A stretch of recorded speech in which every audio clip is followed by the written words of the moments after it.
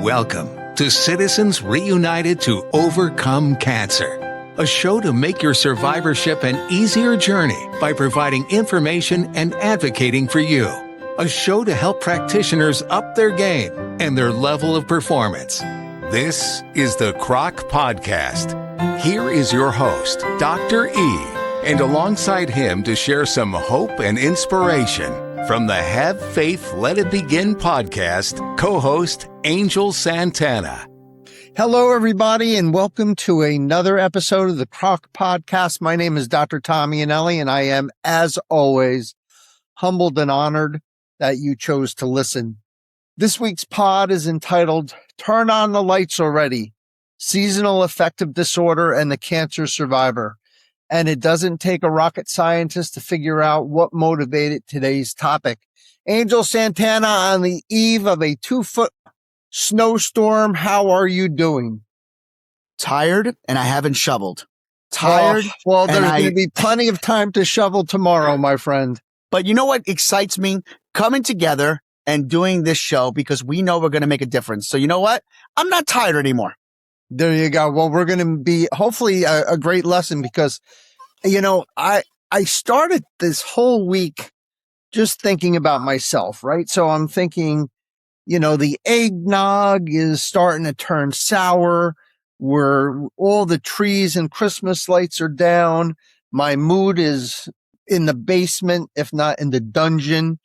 You know, you and I are very similar, Angel. We wake up in the dark. We drive to work in the dark. We begin our day at our desk in the dark.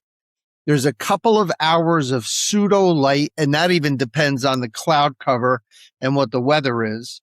I have my 4 o'clock snack in the dark. I drive home in the dark. And when I get home from work, it's dark. After I eat dinner, it's pitch dark. And I want to go right to bed. And you would think, well, what's wrong with that, Dr. E? I mean, you worked a tough day and you came home and it's dark and you ate dinner. There's only one problem. It's 7 o'clock at night. So, you know, so what am I going to tell you? It's just a pity pot. I went into this pity pot. And then to add insult to injury, in addition to the dark, it's cold.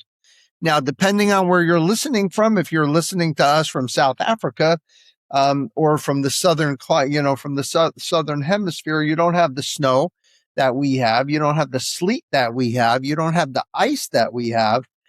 And just to go outside to walk the dogs or just to get the mail, you have to put on a spacesuit that would make any astronaut proud.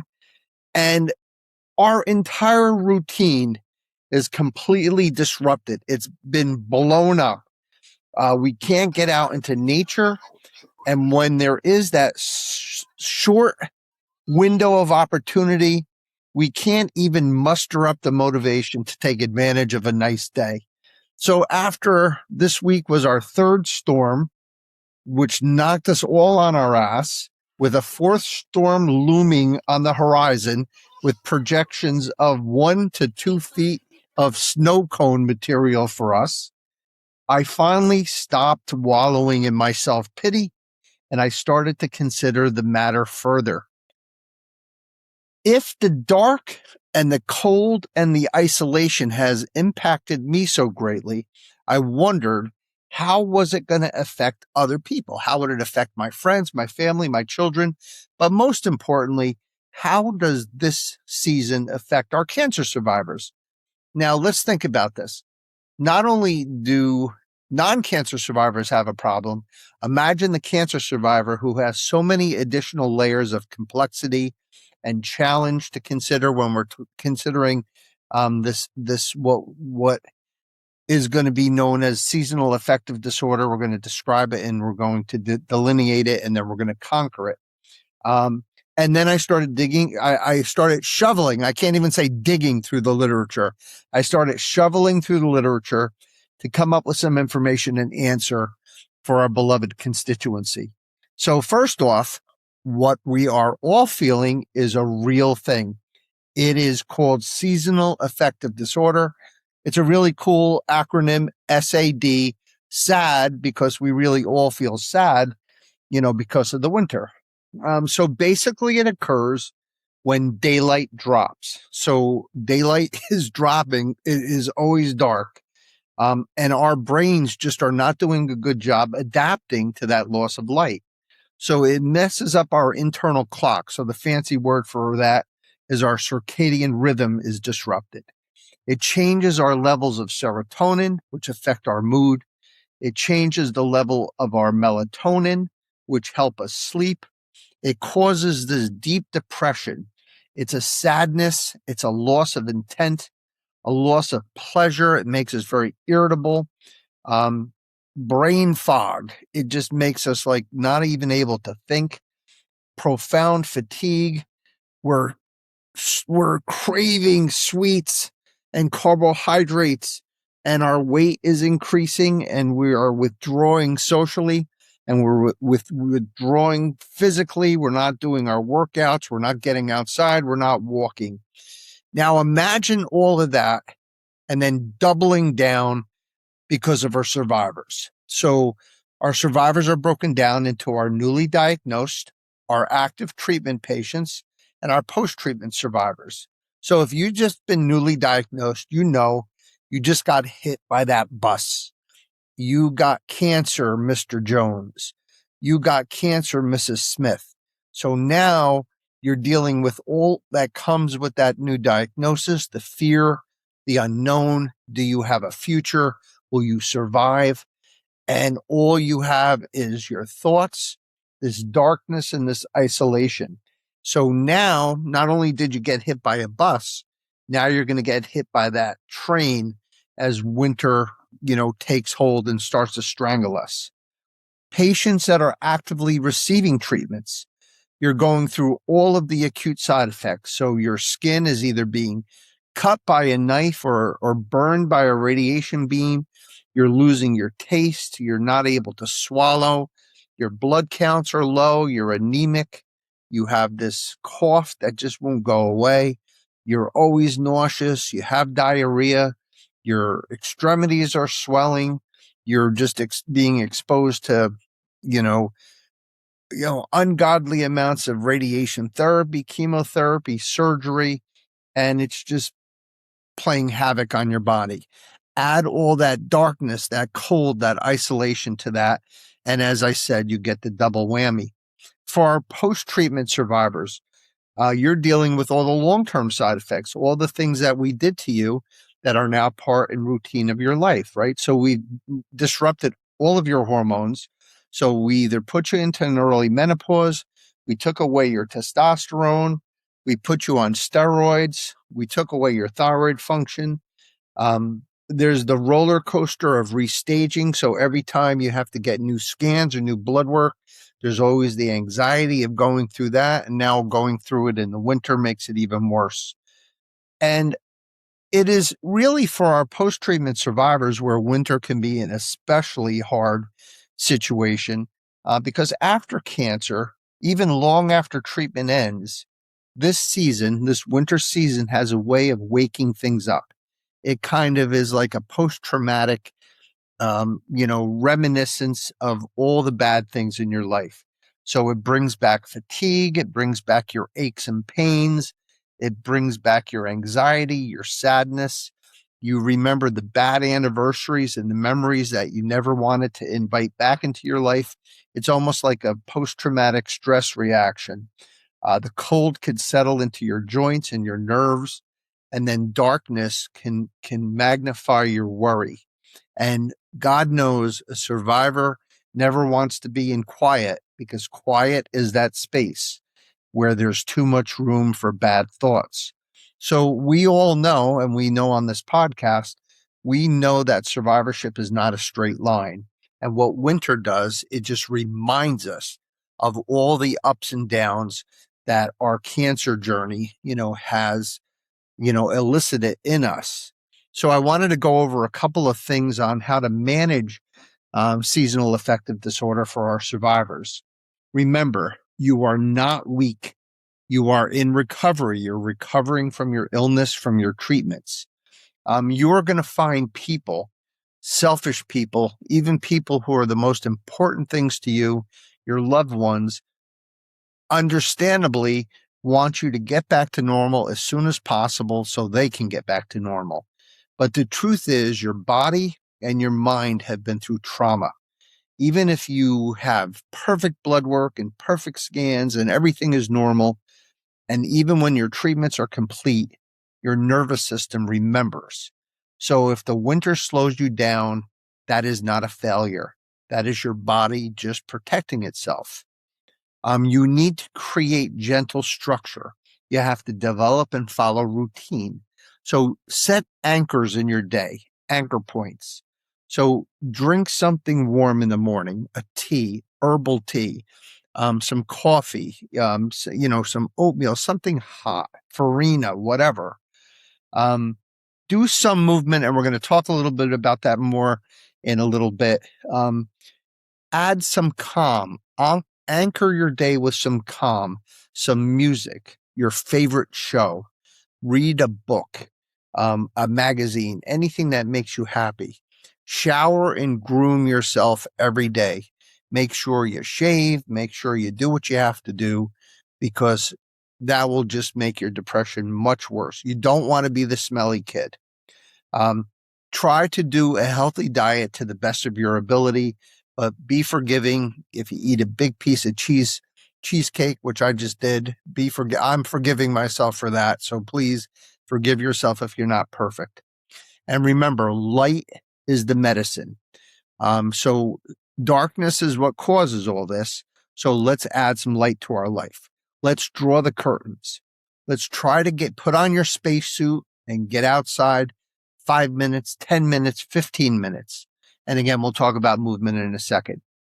Light therapy. There's actually a thing called light therapy. You buy a light box. I'm going to tell you something. I don't know what it is, but you can buy a 10,000 lux light box. Have no idea who makes it, where you get it.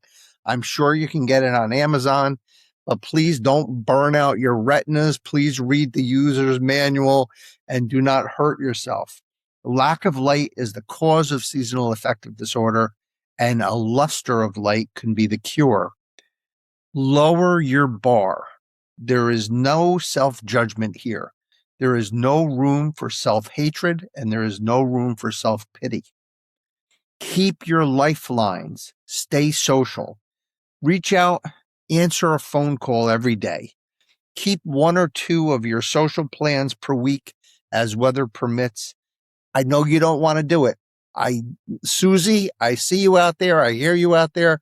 You don't want to go to your bridge club, but you have to go. Once a week, you have to go to your bridge club. You have to go. Jonas, you have to put on your bowling shirt. You have to go to your bowling league. You have to get out once a week. And when life, we always say, Angel and I always say this on both of our podcasts, when life gives you lemons, make lemonade. So we're in winter.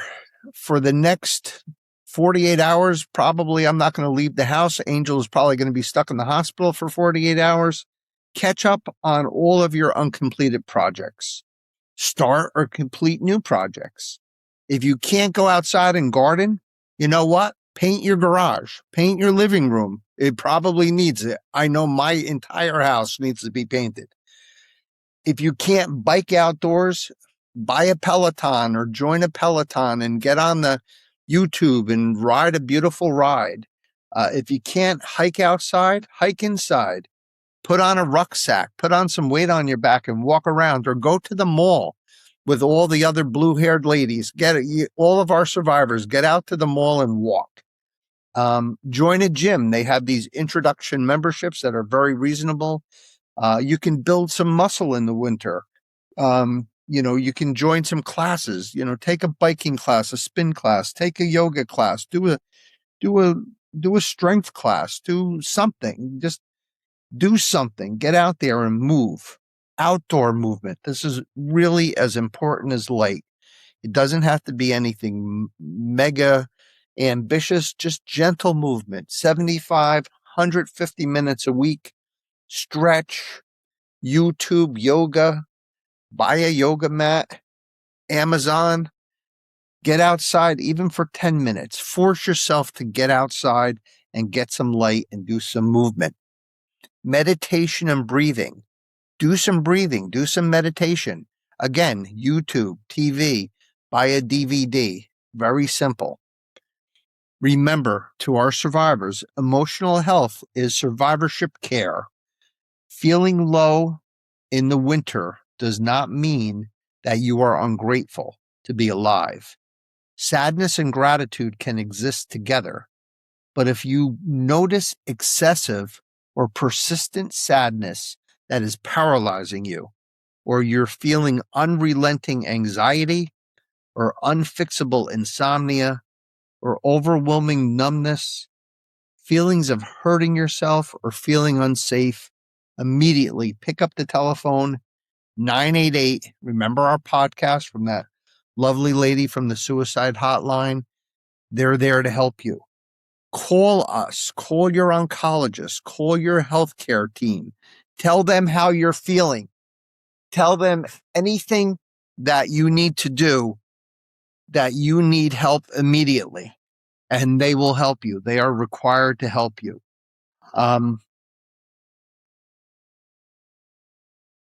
To summarize today's podcast, I want to give you my final thought. And I'm going to use what I did today sort of as a metaphor. So today I did a hike and I went to Bear Mountain and I did my hike, and I wanted to use it as a metaphor on how we can lessen seasonal affective disorder for our survivors. So I woke up today with 1.5 to 2 feet of snow looming on the horizon. And when I woke up, it was 4 degrees and it felt like it was probably minus 50 degrees. But I got in my car. I forced myself to get in my car and I drove to Bear Mountain. I figured if I could drive there, I would do something. I put on my spacesuit. I put on my crampons, which are those things you put on your feet with those clips so you don't fall on the ice. And I just started to walk. I had no idea whether I was going to just take one lap around the lake, around Hessian Lake, or whether I was going to start hiking up the mountain, whether I was going to go a couple of 100 yards, go a quarter way, go a halfway, go the entire way. I had no idea. And after 15 minutes, I started to warm up. I started to notice the beauty of the snow. I saw some deer. I saw maybe 3 other hikers.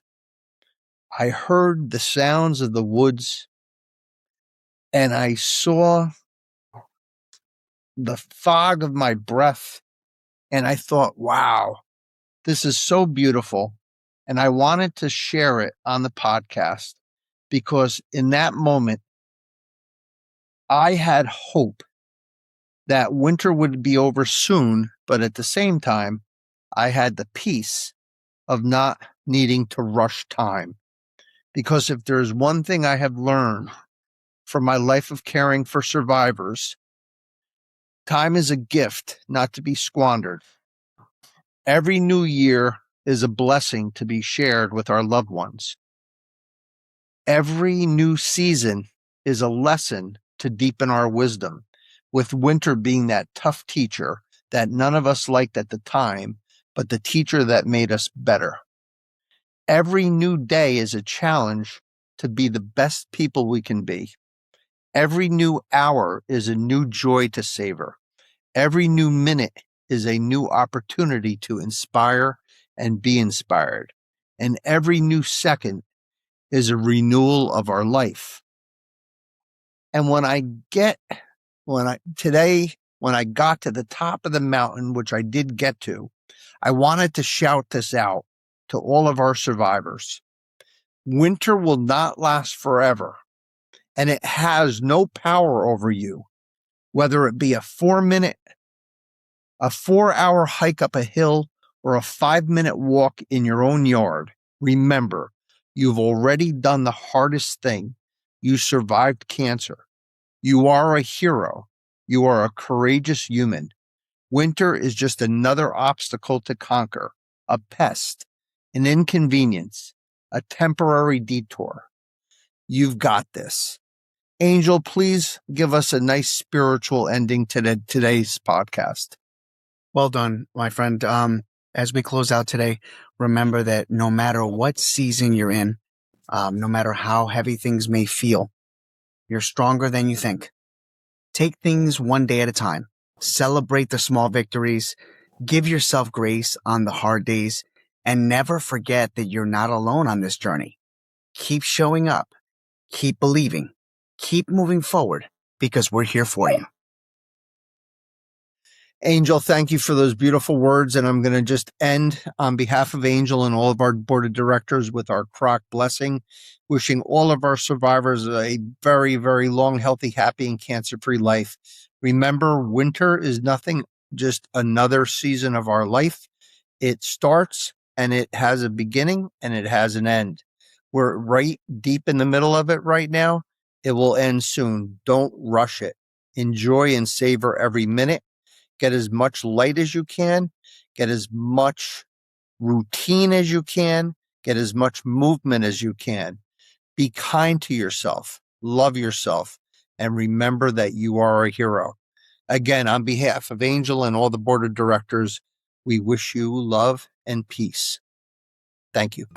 Hey, Croc Nation, if today's message inspired you, please subscribe, download, and share this episode with your friends or someone who you believe needs it.